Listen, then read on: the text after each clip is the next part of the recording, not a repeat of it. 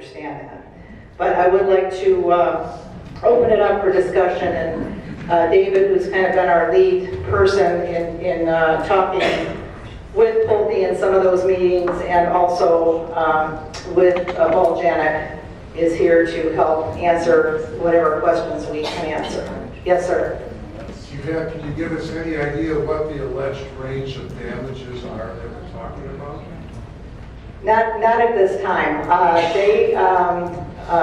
The Marken Forensics, together with Paul Janik, are now in the process of putting that pricing on the defects that have been found.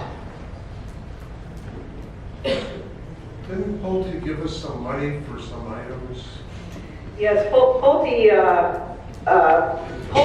didn't give us money for these types of items. They fixed some of the items that were identified on the matrix that I talked about earlier, that were submitted from street leaders that we had when we were at QTC. We kept a running matrix of that and communicated with Pulte on a regular basis. They did fix some of those items, and so the matrix itself, based on the issues that were brought forward from some of the residents, most of those issues were addressed, but there are still open issues. These go over and beyond, above and beyond those, what I'll call more simple issues that were raised in the matrix.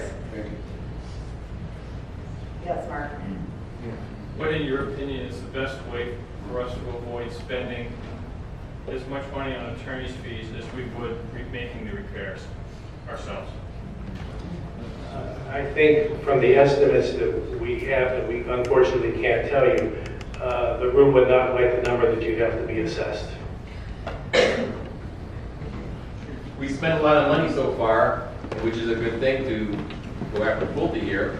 Are we going to be able to recoup any of that from Pulte? We haven't spent much money on going after pool. We have a few, we've spent money on the engineers. Some of it was done when we were the transition committee, so the people who were originally homeowners here before we were actually aboard paid, I think, $100 a piece. And we used that money to do the original studies. The money that we've spent to date, maybe $15,000 or $20,000. I'm guessing like $30,000 maybe. Beyond the original monies, yes. But I think that money will, whatever money we spend will be recouped at the end, because that's the intent. Yeah, for example, the $100 that we collected when we were the QTC, we couldn't demand payment. It was a volunteer effort, and fortunately, 71% of this community gave the $100. And with that, we hired Delta Engineering, and I think we paid about $28,000, something like that, and a very comprehensive engineering report of our infrastructure and issues. They also even included a reserve analysis, so that was, our first reserve analysis that was done in the community, and we've got the finance committee working on updating that. But even after all was said and done, and we got the engineering report, we retained a legal firm, which we didn't really need to use much at that time. Accounting, what else did we do? I'm trying to think. There was another big report that I'm not thinking of, but we were able then to, at the conclusion when the QTC was dissolved, based on what we spent, we actually refunded $24 to each person who gave the $100. So we got a really good investment for $76 for those of you who gave the money. We got a lot of facts based on those reports that were done, and they're being used really as the basis that Marken Forensics has used to develop even further. Dave, you mentioned that the attorney has a lot of experience with Pulte. What's a typical pattern with cases like this? Pulte does not like their name.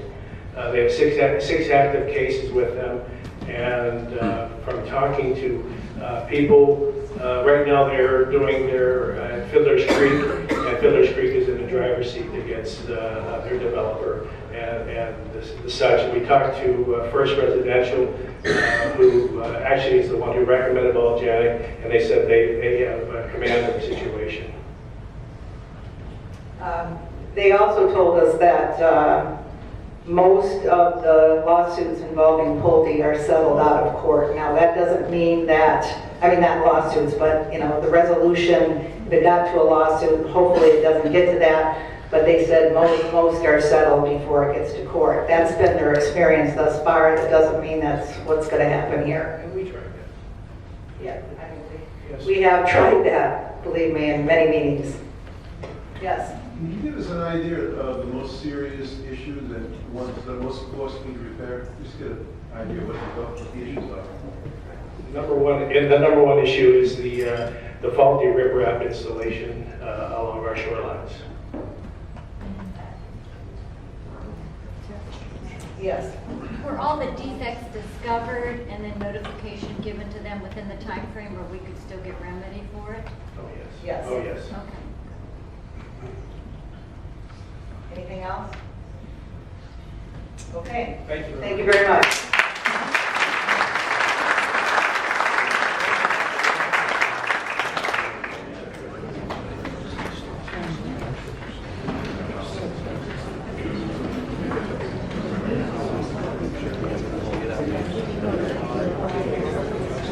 Okay, we're going to start the candidate portion. Would ask the three candidates to please come up to the front row and join us at the front of the room, please.